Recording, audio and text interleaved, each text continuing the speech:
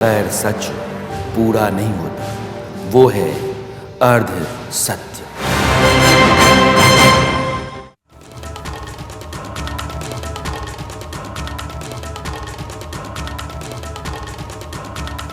नमस्कार, मैं Rana Yashwant India news पर आपका स्वागत करता हूं और आप देख रहे हैं अर्ध सत्य।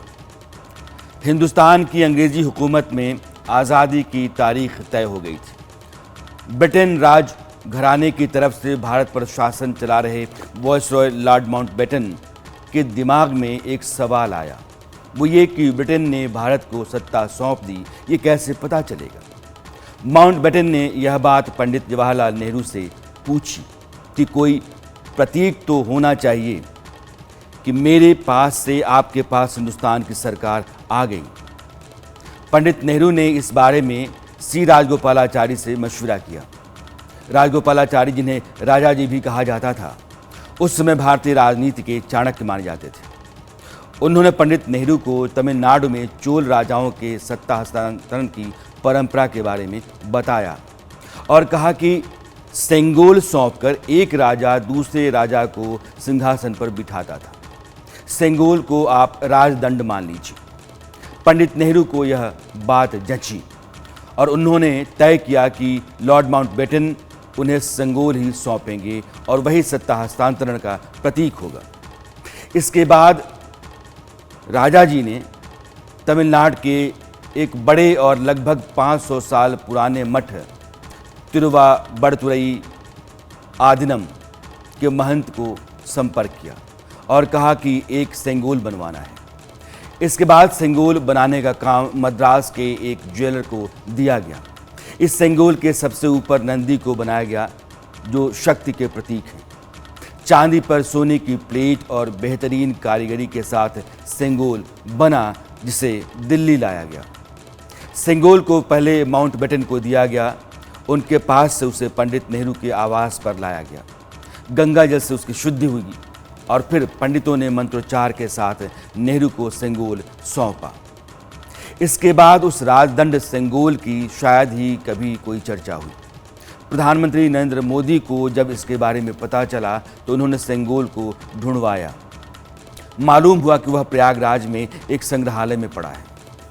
आज सेंगोल का जिक्र मैं इसलिए कर रहा हूं क्योंकि अब इसे नए संसद भवन में लोकसभा स्पीकर के आसन के पास स्थापित किया जाएगा। 28 मई को प्रधानमंत्री नरेंद्र मोदी संसद भवन का उद्घाटन करेंगे, मगर उसको लेकर देश की राजनीति में बड़ा बखेड़ा खड़ा हो गया है। इस रार तकरार का असली कारण क्या है, यह कितना उचित है और कितना गैर वाजिब, आज यही समझने की हम कोशिश करेंगे। लेकिन इससे पहले गृह मंत्री अमित शाह को सुनिए, जो नई संसद के उद्घाटन के समय तमाम तैयारियों के साथ साथ सेंगोल के बारे में भी मीडिया को बता गए। परंपरा छिपी है। इसको तमिल में सेंगोल कहा जाता है और इस शब्द का अर्थ संपदा से संपन्न और ऐतिहासिक है। 14 अगस्त 1947 की रात को लगभग 10:45 पर पंडित जवाहरलाल जी ने विशेष रूप से तमिलनाडु से आए हुए अधिनम से सेंगोल को स्वीकार किया था। उन्होंने इसे अंग्रेजों से भारत को सत्ता प्राप्त करने के प्रतीक के रूप में पूर्ण विधि विधान के साथ स्वीकार किया था। पंडित नेहरू ने 14 अगस्त की रात को अपने निवास पर कई नेताओं की उपस्थिति में सेंगोल स्वीकार कर सत्ता के हस्तांतरण की प्रक्रिया को एक प्रकार से पूरा किया था। पर गहराई से विचार करने के बाद प्रधानमंत्री जी ने इसकी गहन जांच के आदेश दिए और फिर निर्णय लिया कि गौरवमयी प्रसंग को ध्रुव तारे के समान, परंपराओं के ध्रुव तारे के समान देश के सामने रखना चाहिए। कभी कभी प्रतीक जो होते हैं वो बहुत अर्थ रखते हैं। सेंगोल तमिल भाषा में नीति परायणता के आसपास का शब्द रखता है, अर्थ रखता है। और सेंगोल चोल राजाओं के बीच में एक राजा से दूसरे राजा को गद्दी सौंपे जाने का प्रतीक था। अब उस मुद्दे पर आते हैं जो नए संसद भवन के उद्घाटन विवाद से जुड़ा हुआ है। विपक्ष यह बात कहता रहा कि नए संसद भवन की ज़रूरत क्या है, इतना पैसा खर्च करने की ज़रूरत क्या है। और चलो, अगर पैसा खर्च भी कर दिया, बना भी दिया, तो फिर प्रधानमंत्री को ही उद्घाटन करना है, इसकी ज़रूरत क्या है? यह काम तो राष्ट्रपति को करना चाहिए। अगर ऐसा नहीं हो रहा है तो यह राष्ट्रपति का अपमान है। इस मुद्दे पर 19 विपक्षी दल एकजुट हो गए हैं।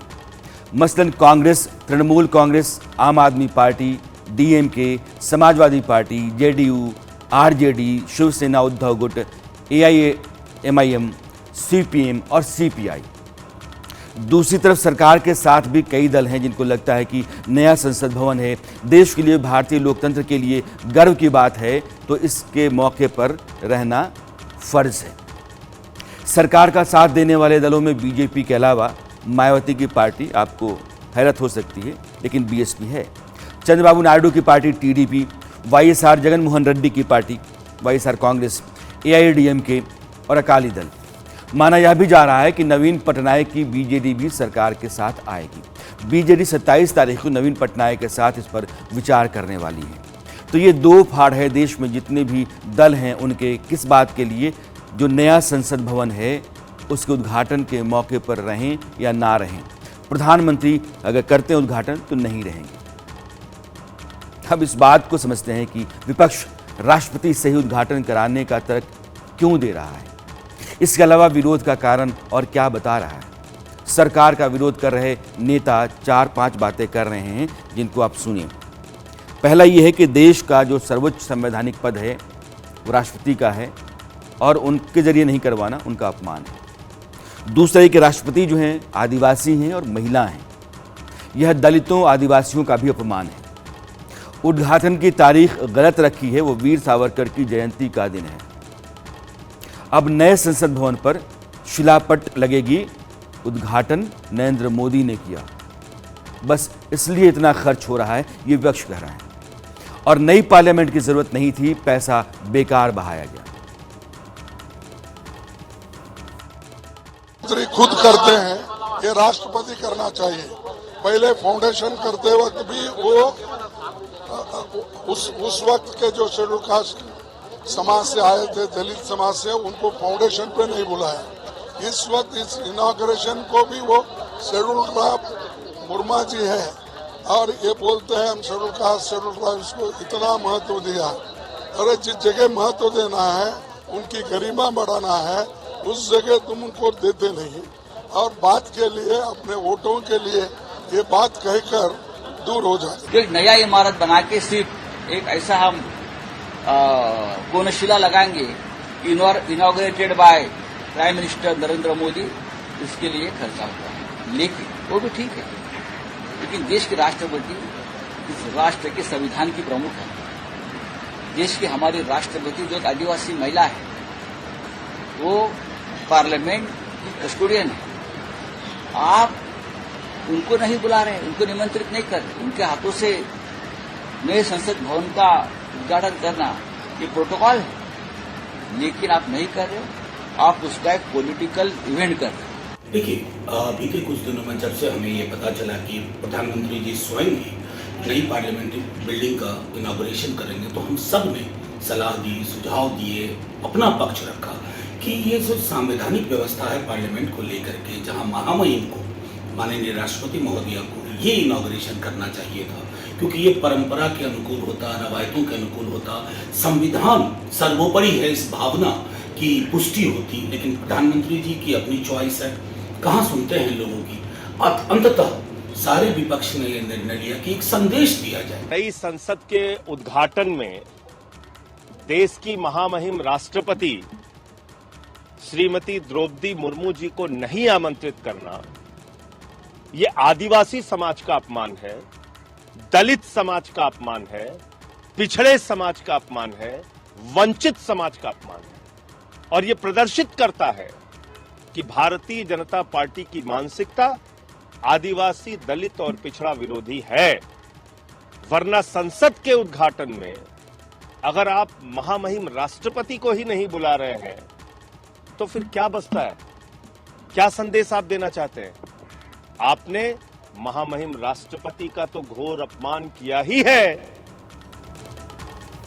सुन लिया आपने। अब बारी बारी से विरोध के इन तमाम कारणों की असलियत समझने की कोशिश करते हैं। सबसे पहले ये कि नए संसद भवन का उद्घाटन राष्ट्रपति से नहीं करवाना सर्वोच्च संवैधानिक पद का अपमान है। जब देश में यूपीए की सरकार थी, प्रधानमंत्री मनमोहन सिंह थे और सोनिया गांधी यूपीए की चेयरपर्सन थी, तब तमिलनाडु में दुनिया की पहली ग्रीन असेंबली बिल्डिंग तैयार हुई। उस वक्त करुणानिधि तमिलनाडु के मुख्यमंत्री थे। यह इमारत सिर्फ तमिलनाडु ही नहीं, देश के लिए भी गर्व की बात थी। जानते हैं तमिलनाडु की उस नई विधानसभा इमारत का उद्घाटन किसने किया? तब के प्रधानमंत्री मनमोहन सिंह ने, और साथ में थी सोनिया गांधी। जब वे महज सांसद और यूपीए की चेयरपर्सन थी, तब ना राष्ट्रपति का ख्याल आया और ना ही राज्यपाल की फिक्र हुई। ये जो संवैधानिक मर्यादाओं का हवाला दिया जा रहा है, यह समय समय पर बदलना नहीं चाहिए था। अब दूसरा मामला, बात दिसंबर 2011 की है। मणिपुर की नई विधानसभा बिल्डिंग का उद्घाटन हुआ। तब वहां कांग्रेस की प्रदेश की सरकार थी। प्रतिभा देवी सिंह पाटिल भारत की राष्ट्रपति थी और प्रदेश में राज्यपाल भी थे। राज्यपाल को राष्ट्रपति का एक तरीके से लेफ्टिनेंट माना जाता है राज्यों में। मगर उद्घाटन किसने किया? मनमोहन सिंह और सोनिया गांधी ने। उस समय प्रधानमंत्री की जगह राष्ट्रपति जा सकती थी, महिला भी थी। विरोध करने वाले दलों में नीतीश कुमार की पार्टी जेडीयू भी है। इसलिए आपको मैं पटना लेकर के चल रहा हूं। यह तस्वीर जो आपके सामने है, बिहार विधानमंडल के नए सेंट्रल हॉल के उद्घाटन की है। और यह शुभ काम किसने किया? बिहार के मुख्यमंत्री नीतीश कुमार ने। प्रदेश में सबसे बड़ा संवैधानिक पद राज्यपाल का होता है, तो उन्हें बुलाना चाहिए था, नहीं बुलाया गया। वहां भी संवैधानिक मर्यादाओं और लोकतांत्रिक मूल्यों का ख्याल आना चाहिए था। अभी तक जिन आयोजनों और उद्घाटनों के बारे में मैंने आपको बताया, उससे बड़ी बात मैं आपको अब बताने जा रहा हूं। अगस्त 1975, जब प्रधानमंत्री इंदिरा गांधी थी, संसद एनेक्सी, संसद के परिसर में ही संसद के बगल में एक और बिल्डिंग बनी जहां संसद का कामकाज हो सके, क्योंकि यहां इस बिल्डिंग में बहुत दबाव था। उस एनेक्सी की बिल्डिंग का उद्घाटन खुद इंदिरा गांधी ने किया था। 1987 में प्रधानमंत्री कौन थे? राजीव गांधी। पार्लियामेंट लाइब्रेरी का उद्घाटन हुआ और उद्घाटन उन्होंने ही किया। इन्हीं बातों को आधार बनाकर मोदी सरकार विपक्ष पर, खासकर कांग्रेस पर लगातार हमलावर है और उसके आरोप को खारिज कर रही है कि संवैधानिक मर्यादा का हनन हो रहा है। नए संसद भवन का राष्ट्रपति से उद्घाटन नहीं करवाया जा रहा है। ये सारी बातें बेमानी हैं। विपक्ष सिर्फ बहाने बना रहा है। बीजेपी कह रही है, सरकार कह रही है। एक कॉलोनियल पीरियड की फॉर इंपीरियल लेजिस्लेटिव असेंबली बनी है। आप 75 साल के बाद, और कई कांग्रेस के नेता थे, अभी आजकल तो थोड़ा शोर मचा रहे हैं, वो कह रहे हैं कि हमें नई पार्लियामेंट चाहिए, नई पार्लियामेंट। तो माननीय प्रधानमंत्री जी ने दायित्व संभालने के बाद सिर्फ पार्लियामेंट का डिज़ाइन नहीं, आपको 2020 दिसंबर में इसका शिलान्यास हुआ। उसके बीच में कोविड की रिस्ट्रिक्शंस रही कंस्ट्रक्शन पे, और अगले कुछ ही दिनों में, जैसे आप सबको जानकारी है, नई पार्लियामेंट की इनॉग्रेशन होगी। अच्छा, आप लोग कह रहे हैं इसको नहीं करना चाहिए, उनको करना चाहिए। भाई साहब, 2 डेट्स मैं आपको बताता हूँ। एक डेट है शायद अगस्त 1975 की, हाँ, जब इंदिरा जी प्रधानमंत्री थी, उन्होंने पार्लियामेंट एनेक्स की इनॉग्रेशन की थी, ठीक है। दूसरी डेट है, जहाँ तक मुझे याद आता है, 87 की 15 अगस्त 87 में राजीव जी जब प्रधानमंत्री थे, उन्होंने पार्लियामेंट लाइब्रेरी की। तो आप मेरे को ये बताइए, अगर आपके हेड ऑफ गवर्नमेंट इनॉग्रेट कर सकते हैं पार्लियामेंट की एनेक्सी को और लाइब्रेरी को, तो हम इस समय के हेड ऑफ गवर्नमेंट क्यों नहीं कर सकते? Simple is that. मुझे लगता है कि ये this was a very poor attempt at creating a diversion. सरकार पर आरोप यह भी लगाया जा रहा है कि राष्ट्रपति न सिर्फ सबसे बड़ा संवैधानिक पद है, बल्कि उस पद पर एक आदिवासी महिला बैठी है। इस लिहाज से दलितों आदिवासियों का भी अपमान हो रहा है। संसद की नई बिल्डिंग का उद्घाटन उनसे ना करवाकर दरअसल बीजेपी दलितों, पिछड़ों, आदिवासियों की विरोधी है। चलिए मान लेते हैं विपक्ष सही कह रहा है, मगर जब राष्ट्रपति पद के लिए बीजेपी ने द्रौपदी मुर्मू को मैदान में उतारा तो विपक्ष ने यशवंत सिन्हा को अपना कैंडिडेचर वापस लेने के लिए क्यों नहीं कहा? एक आदिवासी और वह भी महिला, आप ही की बात। आप चाहते हैं कि आदिवासियों, दलितों, पिछड़ों के हक में आपकी आवाज़ रहे, आपका समर्थन रहे, तो जब एक दलित पिछड़ी महिला को उतारा गया राष्ट्रपति पद के लिए मैदान में, तो फिर आपने अपना रास्ता बदल क्यों लिया? पिछड़े दलितों, आदिवासियों की राजनीति करने का इससे बड़ा मौका और क्या हो सकता था? मगर यशवंत सिन्हा को 3,80,000 वैल्यू के वोट मिले, इससे ज्यादा के किसने दिया? इसी विपक्ष ने। बीजेपी सवाल यह पूछती है कि जो दल विरोध कर रहे हैं उन्होंने आदिवासियों, दलितों के उत्थान के लिए किया क्या है? नरेंद्र मोदी के प्रधानमंत्री काल में 2 राष्ट्रपति हुए, एक रामनाथ कोविंद जो दलित थे और दूसरी द्रौपदी मुर्मू जो आदिवासी है। सरकार की तमाम कल्याणकारी योजनाओं का फायदा दलितों, आदिवासियों को सीधा मिल रहा है। नहीं उद्घाटन करेंगे तो इनको याद है कि बिहार में जो उद्घाटन हुआ है वो नीतीश कुमार जी ने किए हैं। इस शिलापट तोड़वाएंगे क्या? नीतीश कुमार जी ऐलान करे कि बिहार विधानसभा में जो शिलापट लगा है उसको तोड़वाएंगे, तब मैं उनकी बात सुनने के लिए तैयार हूँ। अब विपक्ष के उस तर्क को भी टटोल लेते हैं कि बेकार में पैसा बहाया गया, नए संसद भवन की जरूरत थी ही नहीं। मनमोहन सिंह सरकार में जब जयराम रमेश ग्रामीण विकास मंत्री के तौर पर काम कर रहे थे तो उन्होंने एक इंटरव्यू में कहा था कि संसद भवन की इमारत पुरानी हो चुकी है और हमें एक नए संसद भवन की जरूरत है। क्या नए संसद भवन की जरूरत है? किसने कहा? केंद्रीय मंत्री ने। किसके सरकार में? मनमोहन सिंह सरकार। और आज आप कहते हैं कि जरूरत नहीं। यूपीए सरकार के दौर में 2012 में लोकसभा की तब के अध्यक्ष मीरा कुमार ने अपने ओएसडी के जरिए तब के शहरी विकास सचिव को एक चिट्ठी लिखी थी और उस चिट्ठी में संसद भवन की मांग पर जोर दिलवाया था। आज आप कह रहे हैं कि इसकी जरूरत नहीं। ऐसे चलता नहीं। इसमें कोई दो राय नहीं कि आज जो संसद भवन है वह 100 साल का होने जा रहा है। समय के साथ बढ़ती ज़रूरतों और तकनीकी सहूलियतों के हिसाब से वह थकने लगा है, अलबत्ता थक चुका है। यह बात नए भवन के निर्माण से पहले प्रधानमंत्री नरेंद्र मोदी ने खुद भी कही थी। भारत के शक्तिशाली इतिहास के साथ ही यथार्थ को भी स्वीकारना उतना ही आवश्यक है। ये इमारत अब करीब करीब 100 साल की हो रही है। बीते दशकों में इसे तत्कालीन जरूरतों को देखते हुए निरंतर अपग्रेड किया गया। इस प्रक्रिया में कितनी ही बार दीवारों को तोड़ा गया है। कभी नया साउंड सिस्टम, कभी फायर सेफ्टी सिस्टम, कभी आईटी सिस्टम। लोकसभा में बैठने की जगह बढ़ाने के लिए तो दीवारों को भी हटाया गया।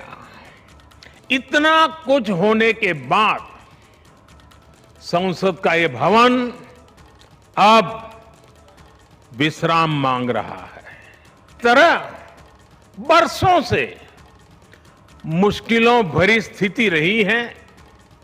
बरसों से नए संसद भवन की जरूरत महसूस की गई है।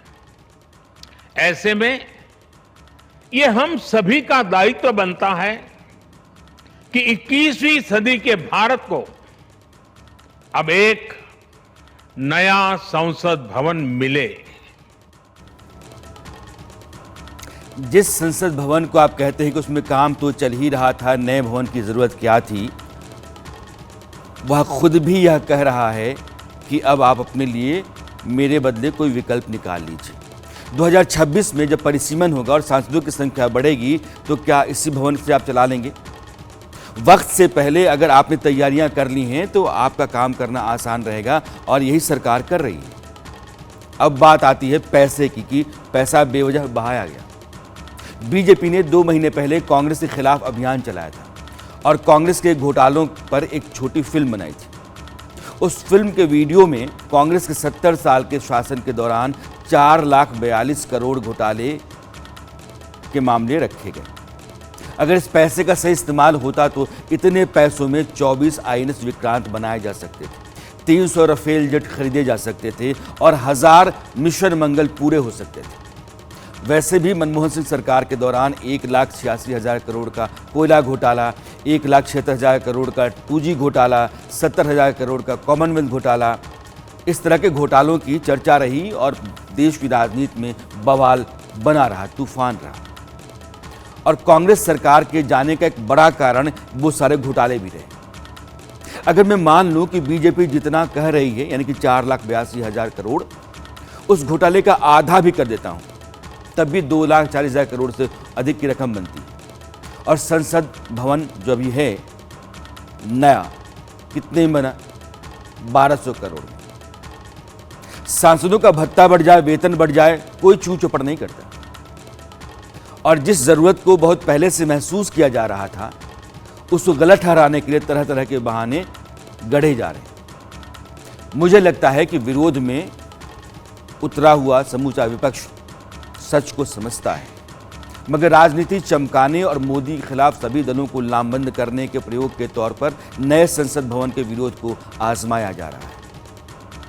मजेदार बात यह है कि नेता भले ना समझते हूं या अंदर खाने समझते हूं, जिन मजदूरों ने, जिन्हें मोदी श्रम योगी कहते हैं, नया संसद भवन बनाया है, उनको यह बात कायदे से, बारीकी से समझ में आती है। नरेंद्र मोदी 28 मई को नई संसद का उद्घाटन करेंगे।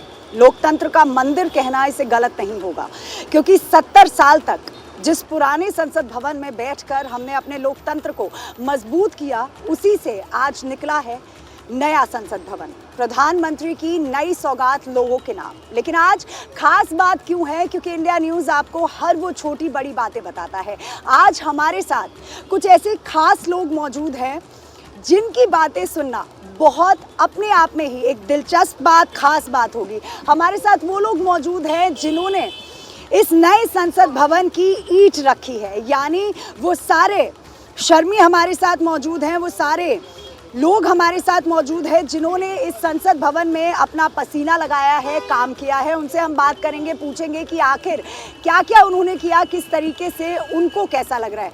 मैं सबसे पहले आपके पास आना चाहूँगी, आपका नाम क्या है? मनीष कुमार। कैसा आपको लग रहा है पुराने संसद भवन से नया संसद भवन? सबसे पहला सवाल तो ये कि डिफरेंस में कैसा लगा आपको कि प्रधानमंत्री ने ये नई सौगात दी? उसका बनावट बहुत ही सुंदर है मैम, त्रिकोण टाइप में बनावट है उसकी। अंदर काम करके हमें बहुत ही अच्छा लगा। प्रधानमंत्री ने सुख सुविधा सही दे रखी है, सेफ्टी के बारे में, हर चीज़ के बारे में सही दे रखी है।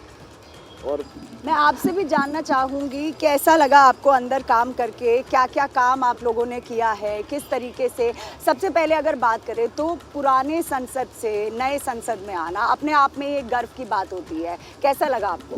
मैम काफ़ी अच्छा लगा, क्योंकि पुराना जो था वो अंग्रेज़ों के द्वारा बनाया गया था और ये हमारे इंडिया के तरफ से बनाया गया है और उससे अच्छा है। अंदर भी पूरी सेफ्टी है सारी मैम, ये भूकंप से भी सुरक्षित है, बिल्डिंग गिरेगा नहीं, फर्नीचर अच्छा हो रखा है, टाइगलिंग अच्छा है मैम, और भी वर्करों को काफ़ी अच्छा सब चीज़ मिल रहा है, खाना पीना सब चीज़ मिल रहा है।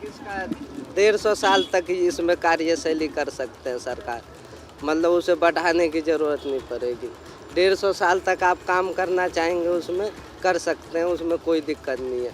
मतलब प्रधानमंत्री ने जो बनाया बहुत ही अच्छा किया। ये वो लोग हैं जिन्होंने देश की सबसे बड़ी पंचायत को खड़ा किया है। इनको समझ है, मगर देश की राजनीति अपनी राह चल रही है। अच्छा होता कि दुनिया के सबसे बड़े लोकतंत्र की वह इमारत जहां सांसद बैठेंगे जो हर लिहाज से हिंदुस्तानी है, उसके उद्घाटन पर सभी दल साथ रहते। इसको लोकतांत्रिक मूल्य कहते हैं। मगर ऐसा हो जाएगा तो मोदी की जय जय हो जाएगी, बस इस डर से विरोध हो रहा है। वैसे यहाँ एक आदमी का जिक्र किए बगैर नए संसद भवन की बात पूरी नहीं हो सकती। वे हैं विमल पटेल, नए संसद भवन के सेंट्रल विस्टा के आर्किटेक्ट। सेंट्रल विस्टा में नया संसद भवन भी आता है। वाराणसी में काशी विश्वनाथ धाम का जो कॉरिडोर, अहमदाबाद में साबरमती रिवर फ्रंट डेवलपमेंट और जगन्नाथ मंदिर की मास्टर प्लानिंग, भारत के कल्चरल और अर्बन लैंडस्केप के ये सभी सिंबल्स भले ही देश के अलग अलग कोनों में स्थित हैं, लेकिन के मास्टर आर्किटेक्ट एक ही हैं, विमल पटेल। विमल पटेल ने नई संसद बिल्डिंग को यूं डिज़ाइन किया है कि उसमें अल्ट्रा मॉडर्न सहूलियतें, सुरक्षा के इंतज़ाम और लेटेस्ट टेक्नोलॉजी से उस पूरी बिल्डिंग लैस है। तमाम चीज़ें हैं वहाँ। यह भव्य है, विशाल है और शानदार है। इसका आकार आप देखिएगा, आप इसका आकार तिकोना है। इसमें 4 माले हैं और इसकी जो ऊंचाई है वो 108 फीट की है। सबसे खास बात और अहम बात यह है कि इस इमारत में ये भूकंप रोधी है। अगर दिल्ली जोन 4 में आती है, जोन 4 में 7.6 तक का भी भूकंप आ सकता है। उस भूकंप के आ जाने के बाद भी इस इमारत की कोई भी उसका हिस्सा नुकसान के दायरे में नहीं जाएगा, साबुत खड़ा रहेगा। नया संसद भवन 64,500 वर्ग मीटर में बना है। अगर पुराने संसद भवन से मैं इसकी तुलना करूं तो 17,000 वर्ग मीटर यह बड़ा है। इसमें 3 दरवाजे हैं। दरवाजों का नाम देखिए, ज्ञान दरवाजा, शक्ति द्वार और कर्म द्वार। ज्ञान, शक्ति और कर्म। भारतीय संस्कृति और परंपरा में यह नाम जो हैं वो ठेठ हिंदुस्तानी हैं। इसलिए एक जो पहले हमारी ब्रिटिश हुकूमत की मानसिकता रही कि हम गुलाम रहे और गुलामी के जो प्रतीक थे, वो चाहे संसद भवन हो या फिर संसद भवन से निकलने वाला रास्ता जिसको पहले किंग्स वे कहा जाता था, बाद में वो राजपथ हो गया, जिसको नरेंद्र मोदी ने कर्तव्य पथ कर दिया। तो उन निशानियों से, उन पहचान से बाहर निकलना और हिंदुस्तान की सबसे बड़ी लोकतांत्रिक व्यवस्था और दुनिया के सबसे बड़ा लोकतंत्र अपनी इमारत में बैठे, अपने आर्किटेक्ट के जरिए, अपने श्रमजीवियों के जरिए, अपनी सहूलियत के साथ बैठे, यह ज़रूरी है। जब आप दुनिया में एक बड़ी शक्ति के तौर पर उभरते हैं, एक पार बनते हैं आप, तो फिर आपके शासन और शासन व्यवस्था के जितने भी प्रतीक हैं, जितने भी इमारतें हैं, उनमें भी वह बात दिखनी चाहिए। अंदर बैठने का जो इंतज़ाम है, अब आपके सामने ये संसद भवन है, आप पीछे देख रहे हैं पुराना बिल्डिंग, आगे नई बिल्डिंग। कैंपस एक ही है, सेम कैंपस के भीतर बस अगल बगल में एक नई बिल्डिंग बना दी गई। ये नया संसद भवन है। इंतज़ाम जो अंदर बैठने का है उसके मुताबिक लोकसभा में 888 सांसद बैठ जाएंगे और राज्यसभा में 384। इस कैपेसिटी को आने वाले समय के लिहाज से रखा गया ताकि 2026 में जब संसदीय क्षेत्रों का परिसीमन होगा तो सांसदों की संख्या बढ़ेगी, तब भी काम यहाँ आसानी से, सहूलियत से हो जाएगा।